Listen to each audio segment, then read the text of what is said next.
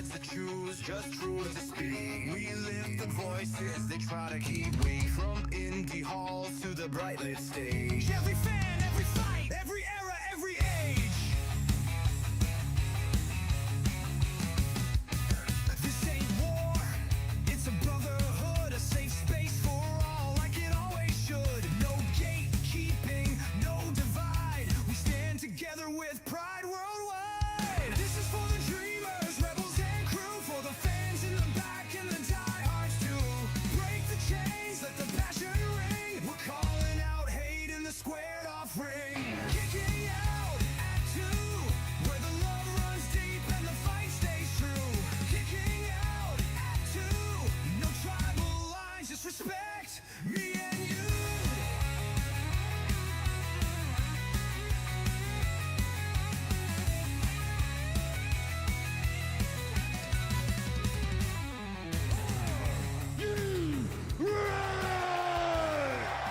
Together with pride worldwide. This is for the dreamers, rebels and crew, for the fans in the back and the diehards too. Break the chains, let the passion ring. We're calling out hate in the squared off ring. Kicking out at 2, where the love runs deep and the fight stays true.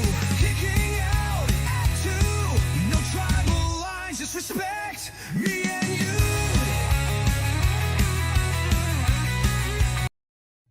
Promotional consideration paid for by the following. Kicking out at 2 intern Ace Finley here. And before Michael and Tori hit the ropes and dive into the latest in the world of wrestling, let's tag in one of our show's partners, W Energy. If you're looking to fuel your grind, whether it's late night booking sessions, streaming, or just surviving Monday, W Energy's got your back. No crash, no jitters, just clean focus. Use code KICKINOUT, all one word, at checkout to get 10% off your order. Now let's get back to the show. He, she's, theys, and all those who slay, whether you're here for drama, the discourse, or just to yell at your screen, you're in the right place. Kicking Out at 2 is here. I'm Michael, and with me is the queen of context, the sultan of side eyes, Tori herself. You're not wrong about the side eye part. Mm-hmm. All right. We're going to go ahead and just jump We've straight got into your it. news by Fightful and Fightful Select, bringing you the latest headlines, insider updates, and everything shaking up the wrestling world this week. Take it away. Isaiah's already in here with us. Yes, he is. Welcome in, welcome in. All right. So one of the cover stories for today's episode, Cody Rhodes is the first to declare for the 2026 Royal Rumble. But it becomes the first wrestler, male or female, to officially declare for 2026 Royal Rumble. He's chasing something no one has ever done before, a 3 straight Rumble wins, 24, 25, and now aiming for 26. This comes immediately after the new undisputed champion, Drew McIntyre, tells Cody that there is no rematch clause, which I think we already knew, because didn't we, we've harped on that the last, 5 years now, that there's no rematch clauses now? There hasn't been rematches. That doesn't mean there's not rematch clauses. Yeah. Hey, Jillian, Hey, welcome today's in. my 5-year X anniversary. Go me. X-anniversary? Yep. Okay. Cody's response isn't complaining, it's action. He bets on himself and he's re-entering the Royal Rumble. This enforces Cody's current character, which is the ultimate modern babyface who chooses the hard road every time. They're clearly positioning Cody as the emotional backbone of the men's division, despite the fans, because the fans have not been buying it the last couple of weeks, booing him in the long run. So, do you think it is overconfident to say that Cody is going to win, or do you Yes. think that that's kind of the plan? They're not giving him the 3-peat. Okay. I think that's going to be the elusive thing that no one ever does. Okay. Because if you look at who's won 2, there's some big names in there. Mm-hmm. There is. I believe there's even a 3 in there. It's just not 3 in a row. Didn't Austin win 3? Checking my notes. Yes. Those are notes for later. We'll find out what that's for. Yeah, no, I agree with you. Though. I don't see him winning this go round. But we will definitely see, what happens. Hello. You're not showing up. I don't know why. There it is. Hey, Grace. Always love to see your face on the stream. The goblin. The Goblin. Go away, Gremlin. you weirdo.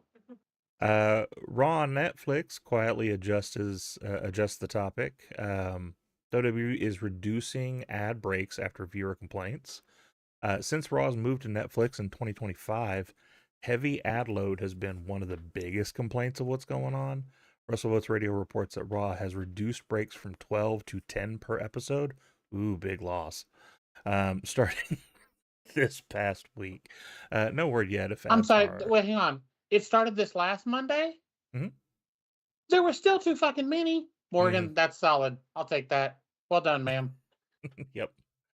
Hi, Jillian. We didn't miss you. I didn't miss you. I saw you. No, we always miss Jillian. I mean, yes, but Yeah, no, it did start this past one. But yeah, it still seemed like too many. There's no word yet as far as if the ads are longer because we're doing less. But it does still seem to be that it's just too much. This is important though because Netflix Raw is supposed to feel premium and a different idea than watching it on the cable channel.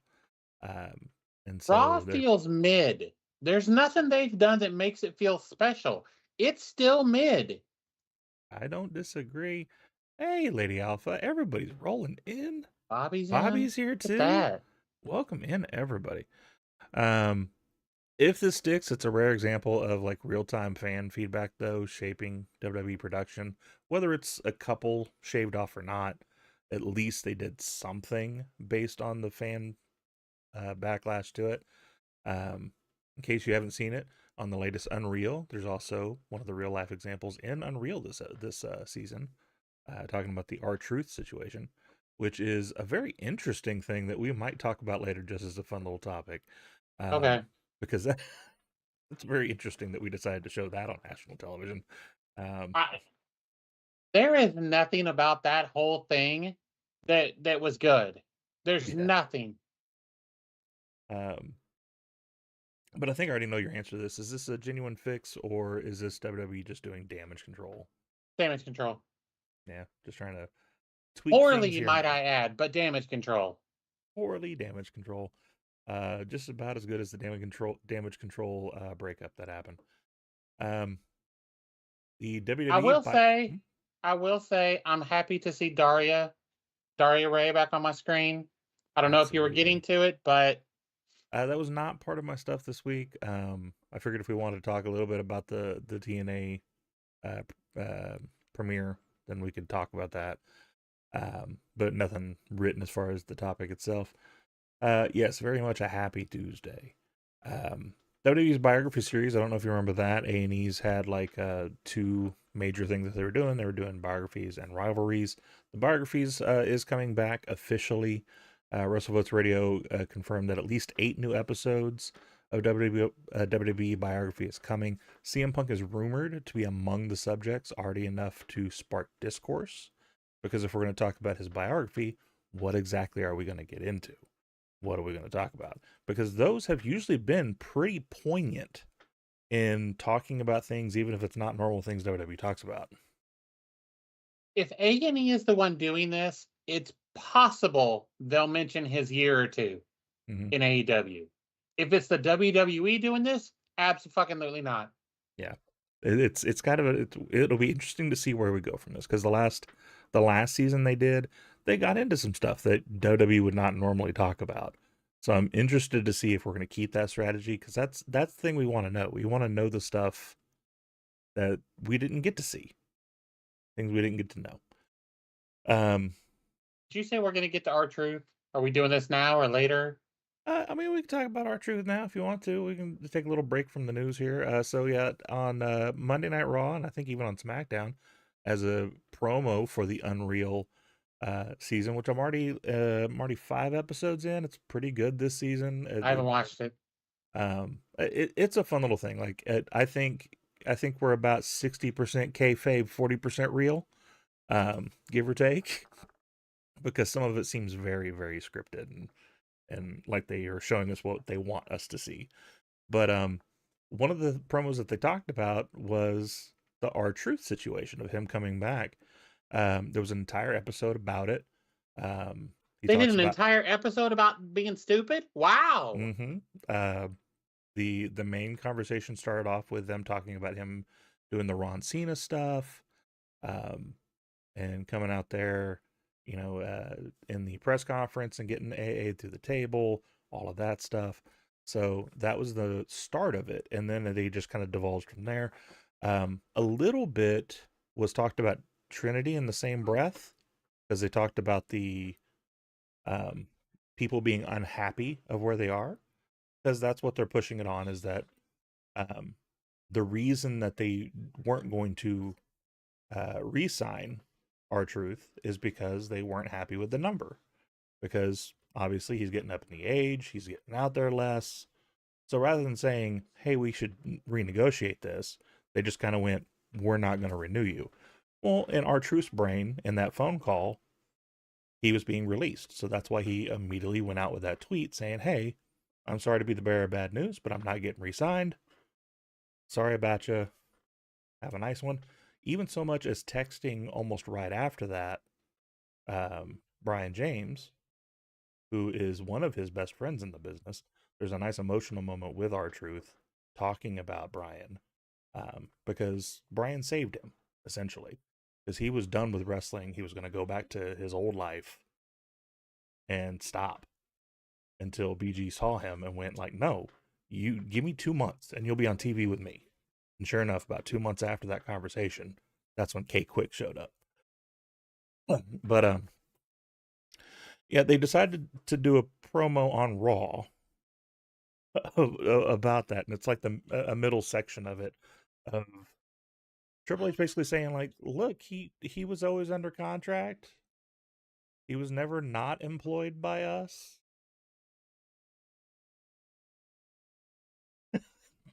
And he's like, well, Truth decided he was going to go out on socials and start saying he was fired. And like, to be clear, he was never fired. Thank you, Bobby. Appreciate it. All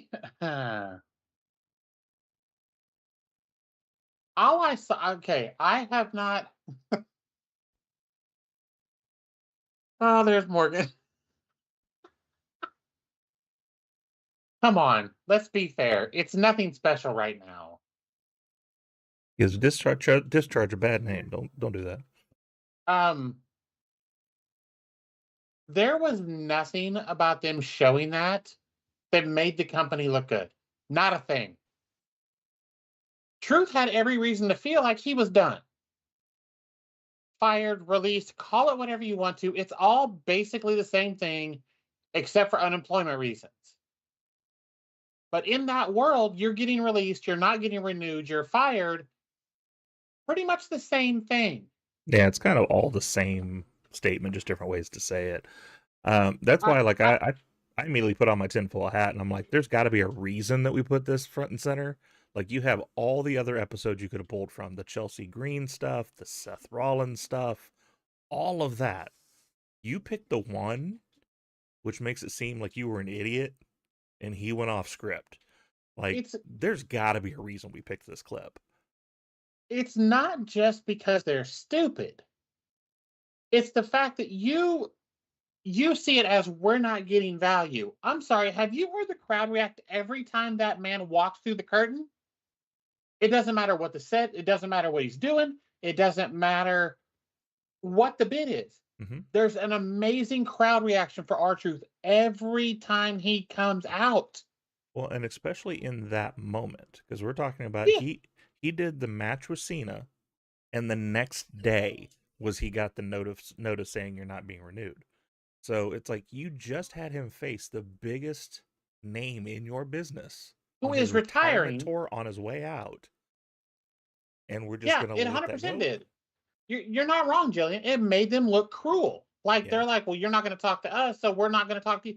Is this fourth grade? Yeah, you're a business. I really do hope that this leads to something, because the end of the episode, for anybody who hasn't watched it, it does show a little moment with Truth and Triple H backstage going, I hope we can turn this into something big for you, like the biggest thing you've ever done. And so hopefully that means maybe we're going to do something with that. I hope so. I have such low expectations for the company as an overall. There's been too many times lately where I have fantasy booked something in my head that I'm just like, that would have been a load better. I will say one thing that I did like seeing about in this episode, though, is the conversations of what makes sense. Because when Ron was going to come and face Cena in the ring for the first time at SummerSlam, Survivor Series, which one was it?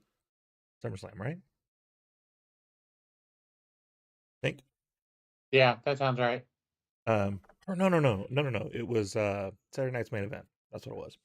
When he was going to face him, he was going to cut his hair before coming out, and then just take off the ball cap, and then surprise, now I'm bald. Triple H looked straight at Brian, who was saying the message of, hey, Ron wants to cut his hair. Here's what he wants to do. And Trip just goes, why does that make any sense, though?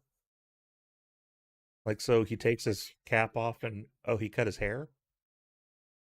Like, what does that do? So them holding that off until the return and holding that off for a moment that would impact, like, him doing that for a reason was smart. And so I did kind of like seeing the back room of that. And also seeing just the relationship between Brian and Truth. I think those are moments we need to see more of like the brotherhood that's back there. But yeah, bad decision Okay, so to show that promo. I've been out of the loop for the day, but shout out to Mike and Maria Bennett. They had their baby. Yay! He just posted this a couple hours ago, so Yeah, so I missed that, but that's very awesome. cool. Awesome to see them have another kid. She seems to be such a great mother, and I can't speak much more about him as far as the videos I've seen with him and the kids. Like, he seems to be a Oh, great dad. he's yeah. All right, our next topic is one that we were going to be very careful about talking about, because when we first talked about this little bit of news, it was all about like keeping him safe and not being, divulging into the conversation. And just in the last 4 hours, we've heard so much more of what happened. So we're obviously going to have probably more conversation about it than we planned on. But as people noticed, the Rascals are officially all elite. Hopefully you saw my lovely little thing that I posted for that. Problem is that when they showed up, there was a fourth member missing. Trey Miguel was not part of that. He wasn't even backstage, according to Fightful Select. He'd already had gotten the news that he was being released. Now, initially, he just posted on Twitter saying, I'm stepping away. Please respect my privacy. Didn't really seem to want to get into it. But as the internet does, the internet will internet, and dug and dug and dug. And so what it came down to is we had gotten reports from Fightful saying that it was not a Tony Khan decision, was not an AEW decision. It was a WBD decision. And as more things have been kind of looked through and run, it seems to be that has been confirmed that WBD had a problem with a conversation that happened back in 2000 between Trey Miguel and another wrestler who was a wrestler that was part of the LGBTQ community, who now has tweeted out back and said, look, we're not friends or anything, but I have no animosity against him. I don't think about the situation anymore. He was a lot younger and a lot angrier back then. He's a different person now. And plenty of other people in the community have also came out against him not having a job, basically, saying like, look, he's been nothing but nice to me. One specifically, I can't remember the name, said that they have not seen anything but love and respect from Trey. So this is another one of those things where like the punishment seems to be mistimed, doesn't have the proper logistics, doesn't have the proper alignment in how we should be taking care of this. So everything I saw said this was a Jay Briscoe issue, which the same reason they didn't want Jay Briscoe on was because of things he'd said in the past. Everything I saw about Jay Briscoe said that this is who he was then. He was not that guy. It seems to be the same thing for Trey Miguel. And I really hope they get this figured out because, yes, the Rascals are fine without him. They're more complete with him. Absolutely. The fun we could have with a 4-member crew and having them like hot potato tag belts, hot potato trios belts. You never know which Rascal's going to show up that day. That type of thing 100%. would be a lot of fun. And just the Yeah. group itself is so ingrained in being together that it almost feels like something's missing without the fourth one there. Right. And I mean, I know that Myron Reed has been like an add-on, but he fits perfectly. Yeah, absolutely. And so I hope they get this together. I hope Tony can get with Warner Brothers and say, look, there's no reason to keep this kid out. Let's let him in and let's do this. Let's see, watch him make money. Yeah. Well, Because the and, Rascals are going to make money. They're going to draw. and we can have conversations like this about other wrestlers who have said things or done things in the past that have never made up for it, have never changed. But it goes to a society itself of, hey, we found a thing from 26 years ago that you did, we're not going to hire you. That's 26 years of growing and such. Like that, we can't cancel a person because of something they did when they were essentially a child. Can you imagine the things they could find on us? Oh, absolutely. This is so dumb. If he has shown growth and change and apologized, and him and the person that had the beef are good, why are we worried about this? Yes, he said it. If it comes up, acknowledge, yes, he said that, and he's changed, and he's not that person now. Mm-hmm. Or even Like- make it part of him being hired of like, hey, you need to address this, whether it's on social media or whatever, address it somewhere so that we can squash any connection to that. Yeah, 100%. I really hope they get this worked out and we get him as part of the Rascals. I'm still going to be excited about the Rascals because Absolutely. I really enjoy them as Well, and a he group. even asked that himself. He encouraged fans to keep supporting the Rascals. Yes. He said no bridges have been burned. Like, he is more than willing to just let this play out. Because Yeah. and that again is showing the growth of like he realizes he made a mistake. And unfortunately that's a mistake that is going to be out there forever. Because Right. it will never go away in the internet. No. But him being able to stand up and say, like, look, support my boys. They got a great job and a great company, and they're going to do great things. So that's amazing. Bobby, I don't want to ignore your question there. I don't see Killer Kelly going to AEW. I just don't. Isn't she still in TNA? No. They let her go because she her contract came up and she stopped. They didn't renew her. Okay. But Jillian, 100%. The internet is forever. You're right. Which, you know what? Never mind. But yeah, if he does the work publicly, there's no reason for them to not allow this. Yeah. So we'll see what happens. Obviously, we got to let it play out. The fact that he has been the one talking about this is the only reason we're talking about this. Right. Because we had said when he's like, I'm not doing this right now, then we were like, okay, that's going to be our statement on it, and we're moving on. Mm-hmm. Yeah, it's definitely changed in the last few hours of like the new information that came out because yeah, it was going to be very much a hush hush. Like we were just going to say, here's what happened and move on. Kind of similar to what we did with Priscilla Kelly and her situation, which as a side note to that, if you're hassling her because she's already back on Twitter and going about her life, fuck you. Just move on. the way she started, all I caught was her dragging somebody today, and I was like, oh, that's so good. Well, because so we talked about it last week. She stepped away from social media because she was getting drugged because she was taking a booking in Israel, and people said it was a political stance, and she was like, "No, I just wanted it was a job. I just wanted a paycheck." And so because of all that, she was going to take time away. Apparently, a week wasn't enough time for some people, because when she showed a picture today after her street fight that she did, and she had a bloody face, people were like, "I thought you were taking a break from social media." Right, I saw that. She did. Like, she took a second to take a breath. It's just like if you walked into another room. Like, however long it takes you to breathe and compose yourself shouldn't matter to other people. Like, that's your thing, not theirs. But I digress. On to a better conversation. Someone also showed up to TNA, since we talked about lovely, formerly known as Sonya Deville, showing up.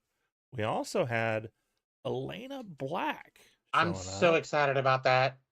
which is great. Formerly Cora Jade joins TNA, officially signed a 1-year deal, so they're trying her out to kind of see how it goes. Plus, TNA's doing the shorter deals right now anyway. The assumption is because they're thinking that they may end up blowing up, and if they do, they want to be able to renegotiate contracts, give some more back to the crew. But she stepped away from wrestling for 6 months, and this was a deliberate return. It was not a rush. We actually even saw videos outside of wrestling of her practicing in a ring with Mandy Rose, which that brings up conversation too of like, you were practicing with Mandy Rose. So that's a thought of her maybe coming back. So I don't know why that was happening, but I think this is a good move for her. I mean, she redefined herself outside of the WWE system. She's a completely like unrecognizable person from Cora Jade.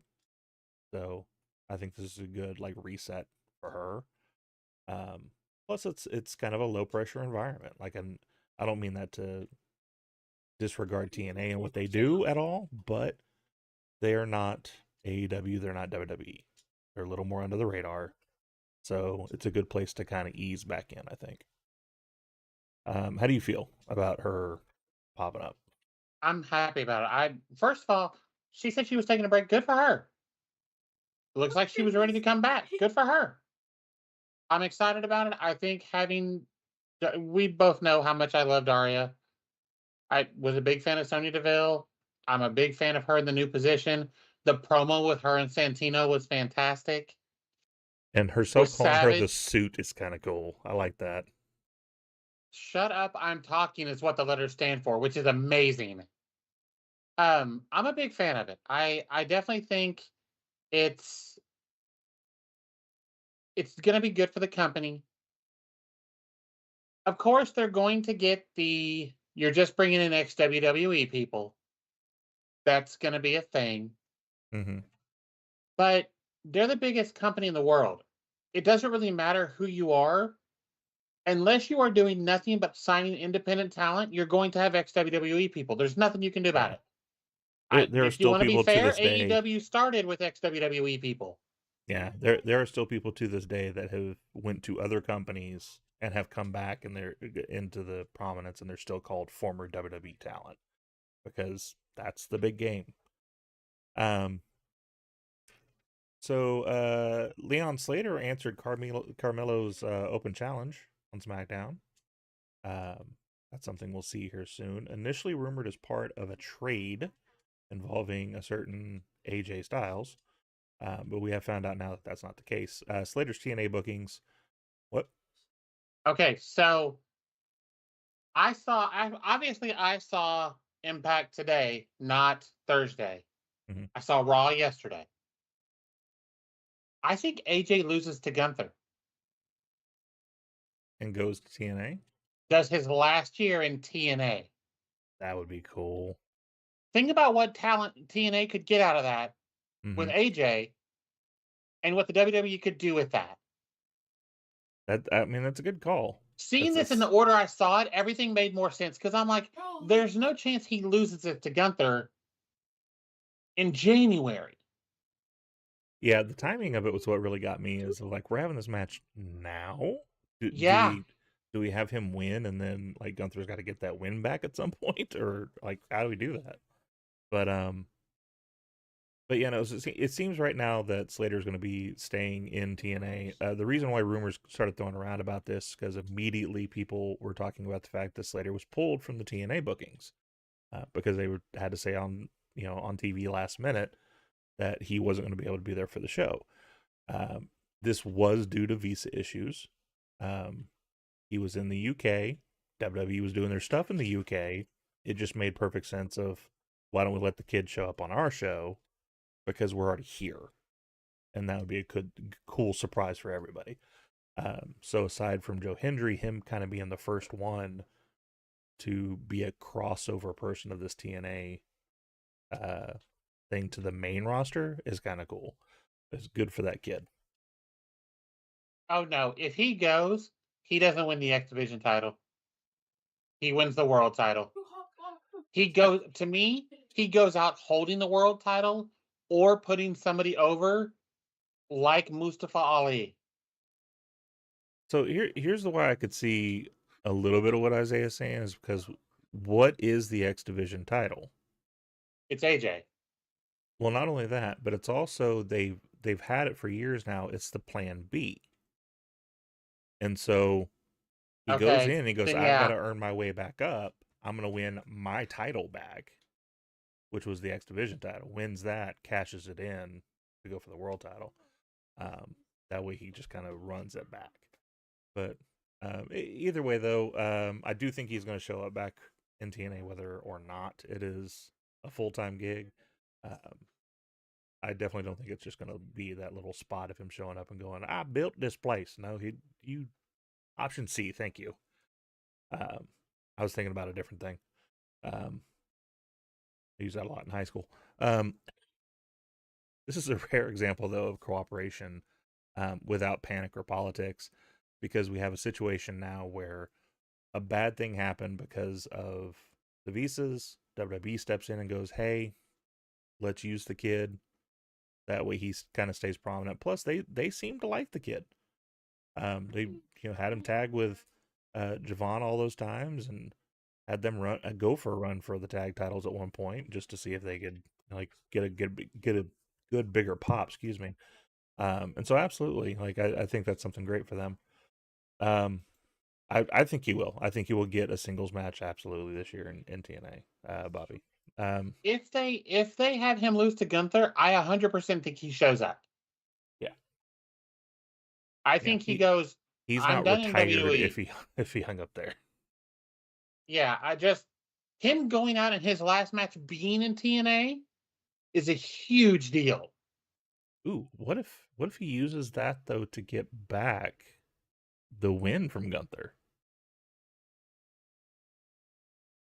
Because of the TNA WWE partnership, he wins the world title over there. They do a Survivor Series where TNA is involved. Gets this win back. Anyway, you get Gunther back in the title picture by then. Get him the title. Then it's title versus title, TNA versus WWE title. Anyway, one of my favorite topics right now: Powerhouse Hobbs. He did the honors on the way out the door too, like it should be done. Exactly. It does seem to be still that the WWE future is looming. Hobbs officially became a free agent on January 15th. His final AEW match aired on Collision, dropping the trios titles. Despite speculation, he was not backstage for SmackDown and did not travel to SmackDown. WWE interest goes back years, though, not months. They've actually been looking at him for a long time. Expectation remains that he will end up in WWE, especially since they did do a little bit of IP,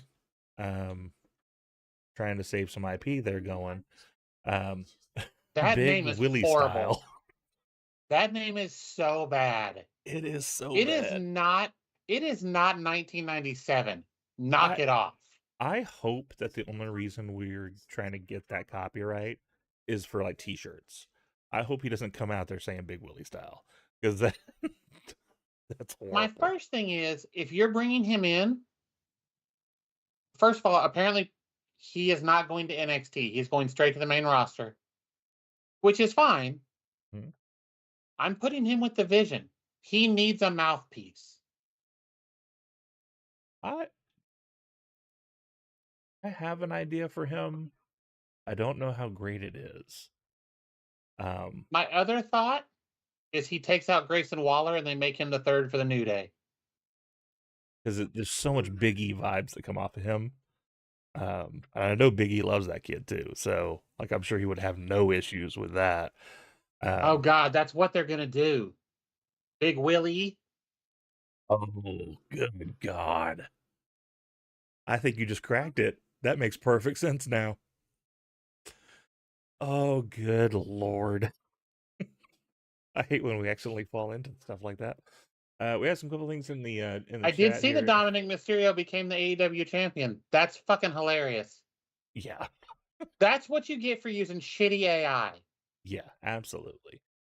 And Kev also says 2026 TNA needs to fix their roster. They do. I will not disagree with that at all. I think TNA is going to be great. I don't know about them being number 2. I don't know about going that far, but I do think they're going to be great. I've always said that TNA is the best kept secret in professional wrestling because nobody knows about them, but they're always so good. But for them to be on a main stage like they're on now, we do need to clean up that roster a little bit.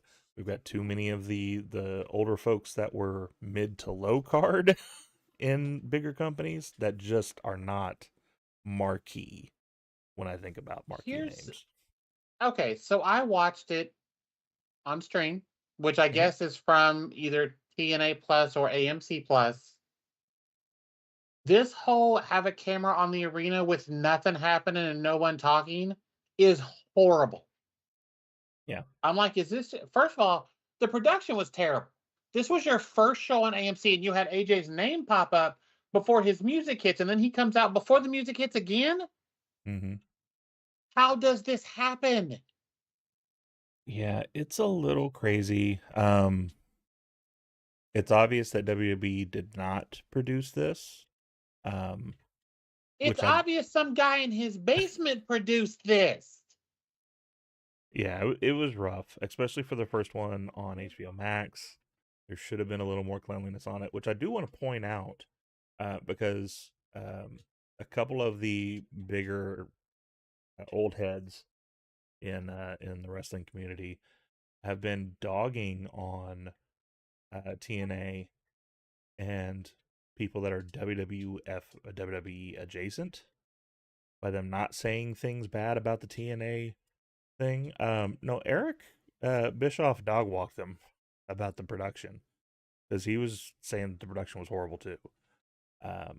The show itself was decent, but yeah, it did not look like a premiere episode going on this premiere channel.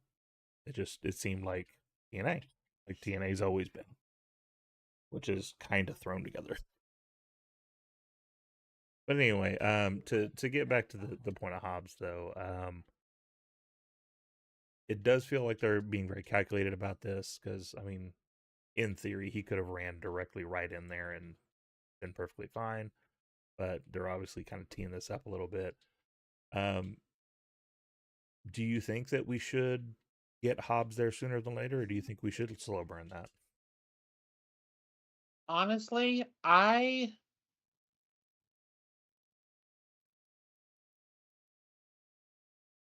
want to see him come in right now because we're talking about him. Everybody's talking about it. Yeah. Like he had his last match. They dropped the trios titles. He took the L. I'm fine with that. He did business like he should. He dropped his title on the way out the door and he took the pin. Cool. Shout out to Jet Speed and Hangman. I'm super happy about them having the trio title. Jet Speed needed a title and this works. It does. I do think that like they said the name and I forget what the name is, but I do like the one that they came up with on his vlog. On his vlog. There we go. I was trying to think of the word there. A horsecock I think is perfect. I agree the fans should have chanted that all through the arena. No, they should not. There would have been no No, audio they at should all. not. First of all, Hangman admitting that he reads fanfics about him and Swerve on the blog is crazy. I do want to say also what's crazy is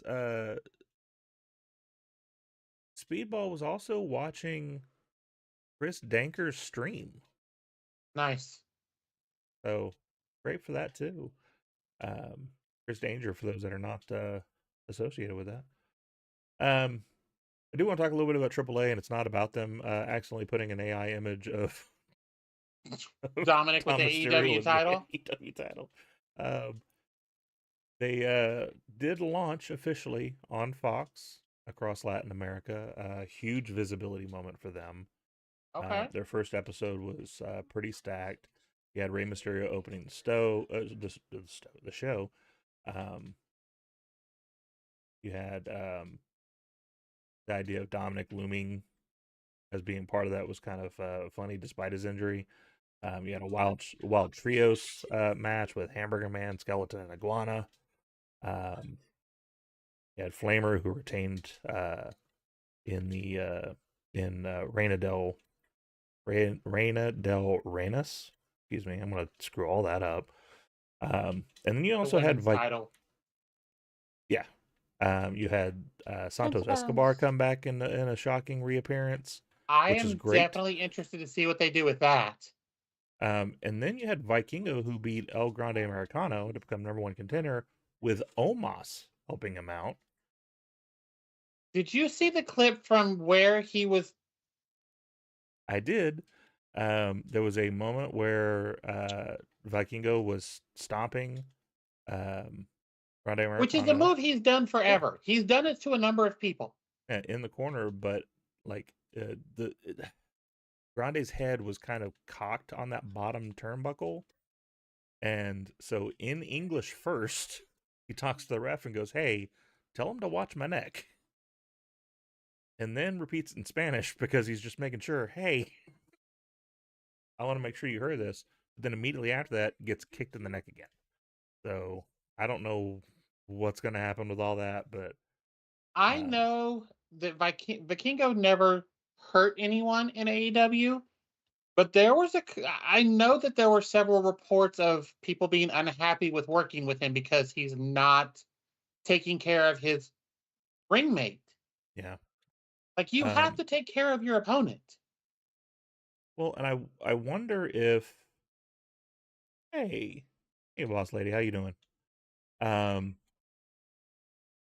You have to look at it as in, like, who was he facing before when he was part of that AEW partnership, and it was more people that do more of the same style he is. Queen of Queens, thank you for helping me with that. I appreciate that. That's what it means, Queen of Queens. I didn't know that. Yeah, awesome. I'm excited about Santos coming back. I'm really excited to see what they do with it. Yeah. But yeah, it is very unfortunate of what that happened. Hopefully that gets cleaned up. Hopefully Vikingo watches himself in the ring. Especially since it does seem to be we are kind of moving to more of a WWE style for some stuff. That's also how you get yourself fired. Yeah. They're not going to play around with that, especially with everything that Ludwig is doing with this character. Yeah. Since he stepped into it, he has elevated this character. Yeah. This character is well, especially in AAA, because we end the night with Grande and Rey standing side by side. So we are obviously pushing for him to be, even though he is heel or Rudo in American wrestling, he is very much being in AAA. So we did that show with him and Rey standing next to each other. I guess I missed that. Yeah, so at the end of the show, Rey comes out with a kendo stick, kind of chasing off Omos and all that. And then they're standing in the ring together. So, it seems to be that we're putting him in a position to be a big face in AAA. It's not bad to me. I think that's great because the fans love him. So I don't see why we don't do that. And even maybe have that bleed over a little bit into the WWE product. And for our last little bit of news, this is something I told you we were going to talk about line, Cassie Lee and Jess McKay are officially moving on. Their deals expired despite holding the Knockout Tags titles. They dropped the belts on the debut TNA episode on AMC. The series of short-term deals suggest flexibility on both sides. There is a confirmed outside interest. It is not labeled who that outside interest is, but I think we can all kind of guess probably who that is. If they show up and challenge the Babes of Wrath, I'm going to lose my mind. Here's the thing. I'm going to lose my mind no matter which one they show up in. Because if the Inspiration shows up to go against the Babes of Wrath, that's awesome. However, if I hear the Iconics one more time, I'm perfectly fine with that too. Show up wherever you want to, baby girls. We're perfectly fine. That's what does the Royal Rumble become iconic? I'd like to see that too. But yeah, so this does open up the door for potential return to a bigger spotlight in one of the two bigger companies. Is there one you prefer of where they show up? With my current opinion of companies, I think it's pretty obvious, and I have not been shy about this. But I'm going to be happy wherever they show up because I'm huge fans of both of them. Yeah. Personally, I would prefer AEW. I would not hate another WWE run because I feel like they both got shafted when they did that stupid split. Yeah. Because the split was pointless. It did nothing for either of them. Hold on. Not only that, but then once we split them, McKay's character was amazing. Yes. And how we cut that short just is horrible. Because that I loved that gimmick. All right. Well, we're going to go ahead and move away from the news, but before we get to the next topic, we're going to go ahead and talk about our heels.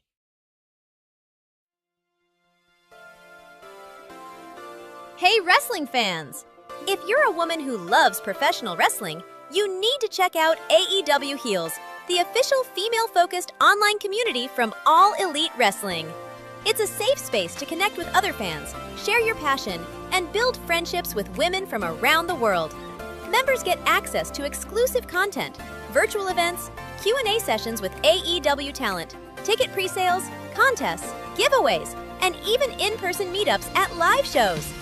Led by Amanda Huber and Aubrey Edwards, AEW Heels gives you a place to truly feel part of the AEW family. Don't miss out! Join AEW Heels today and connect with your fellow wrestling fans like never before.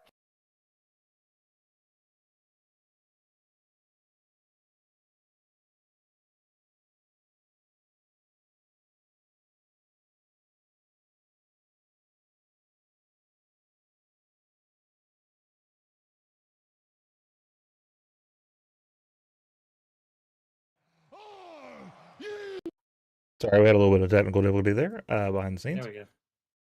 We're good now. All right. So it is time now for my favorite segment that I think is going to stick around for a little while. Who's better than Canyon? Who better?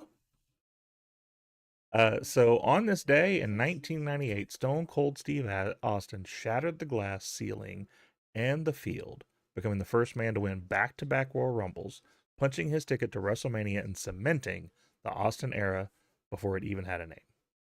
So with Rumble season energy in the air, I think it's time to ask the only question that matters, which is who better?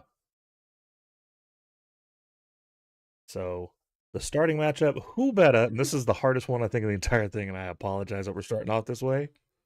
Stone Cold Steve Austin and Shawn Michaels. Are we talking about in the Royal Rumble or just overall? Royal Rumble winners. Shawn. Okay. I Shawn say that Michaels because the foot on the floor, the 1 foot, what made them clarify changed everything. Made them clarify both feet have to hit the floor rule. Yep, absolutely. Plus his back-to-back winning as well. The Iron Man performance that he did, like, it's just insane. It's Shawn amazing. Michaels and The Rock. Shawn. Shawn Michaels, and Edge.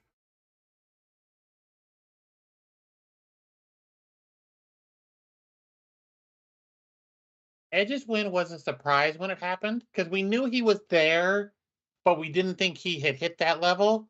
But I still have to stay with Shawn. Okay. Shawn, Brock Lesnar. Thinking before all the stuff. Yeah, I'm still waiting for you to go to the next one. Okay. Shawn and John Cena. That return in New York City, I got to go with Cena on that one. That return was 4 months. Incredible. Should have been out 9 months. It was out 4. Yep. That place exploded, and it should have, because we were all like, what the fuck? Yeah, the MSG return alone makes his Rumble legacy unforgettable. But he won in 08 and in 13. Batista. John Cena versus Batista. Okay. John Cena versus Randy Orton. I don't remember Randy's win, so... Fair enough. John Cena versus Triple H. Hunter's had some good wins. Gotta stick with John. Okay. To me, that's a tough one because like one of those was his return from the quad tear. Right. And so like him coming back in, and he was a dastardly heel when he left. And when he came back, people were cheering all to hell for him. All right. John Cena, and the last one, The Undertaker. Cena. All right. So Cena is officially who better? To me, the only person that could have been added to that I might have taken, as much as I can't stand him, would have been Flair because he won the title. Yeah. Like that was a big throwing thing. Flair on here, but because has it happened again since then? One other time was the title put on the line. And that was the one where Roman put it up. But that was Roman putting it up. It wasn't because it was vacated. Yeah. What the fuck is that? But anyway, that's the list. So you know how this goes. People there in the chat and people that are watching this over on VOD, drop your pick of who you think is better, argue your case, and let the chaos begin. And now we're going to do a little bit of a hot tag. Right now, we're going to be throwing it over to Big Mike, holding court with a friend of the show, Bodacious Albert, from After the Slam. Albert digs deep and asks the question every wrestling fan has a story for: how did it all begin? So here we go. Tell me, Mike, when you started watching wrestling, there's no age. I don't want to know your age, but I want to know, how did you become a wrestling fan? Watching it as a kid, man. I mean, me and my dad used to watch it. Hulk Hogan, Macho Man, Junkyard Dog, some of my favorites from back in the day. It just, and I kind of gravitated towards it, because I'm obviously a bigger guy, hence the name Big Mike. So I see these larger than life people on my TV screen doing crazy things, and I've always been kind of gravitated to it, and then just the characters. So I'll let you in on a little bit of a secret that I tell the people closest to me. I'm not a very confident person. As I mentioned, kind of about trying to take compliments well. Yeah. So seeing those personalities and having the confidence to go out there and do the things that they do pushed me to talk to people at school, pushed me to do things at school that even in my adult life now that maybe I was uncomfortable doing because I saw other people doing that kind of thing. And you can do that on a TV show and all that as you're acting, but there's nothing like wrestling, watching it live, knowing these people have one shot to go out there and get it right and make an impact on that audience in anywhere from 60 seconds to 30 minutes or however long it is. It's just, it enamors me. It still amazes me to this day. And the older I get, the more I learn the ins and outs of it, the behind the scenes, it turns me on even more. So whenever these people go, oh, wrestling's fake, man, that's the part of it I love. The fact that they can fake that's quote unquote fake it and make it look as good as it does and do everything they do just makes it that much more impressive. Don't go anywhere. Ace Finley again, reminding you to check out Gimmick Table Media, a community of creators, streamers, podcasters, and fans from all corners of entertainment. Dive into chats, collabs, and laughs. There's always a spot for you at the table. Catch all our amazing shows, creators, and exclusive content at linktr.ee/GimmickTableMedia. Who's better than Canyon? Didn't mean to yell who better there. So yeah, there you have it. Also, wonderful member of our Gimmick Table Media Group. It was great to see him on that show. I think officially, aside from one or two last people, in the wrestling space, one person I think is left. I think Sped, and from my understanding, conversations already happening for Sped to show up on that show too. Yeah, it was great to see him on there. I got to be in the chat for a little bit for it. A fun show to be on. I know he's talked about us coming back at some point, and he's also talked about wanting to be over here with us at some point. And I'm still trying to work that out scheduling wise of when we can do that. That does it for us today. So let me do the quick outro and then we'll do the last pop. Make sure to catch us on TikTok, YouTube, Twitch, Blue Sky, and sign up for the Gimmick Table Media Discord, which is right over here to my left. You're right. Stage right. That way you can share your faves, keep your thoughts going in this conversation. Yep. It's that way. Is that way. Yep, that Which way. ironically is actually my left. That's what I was saying. They're right. I don't know. Gotcha. Anyway, so here's the last pop for today. With everything going on with people in public spaces, both celebrities, both content creators, there's a lot of discourse as far as what they owe us or what they should be doing with their space. With everything feeling so loud and divided lately, it's worth slowing down and remembering that our humanity is shared. That includes understanding that even public figures are still people. Just because we know someone through a screen doesn't mean we're owed access into their private lives. In moments like this, choosing empathy, respecting boundaries, giving people a space where we can be human together goes a long way.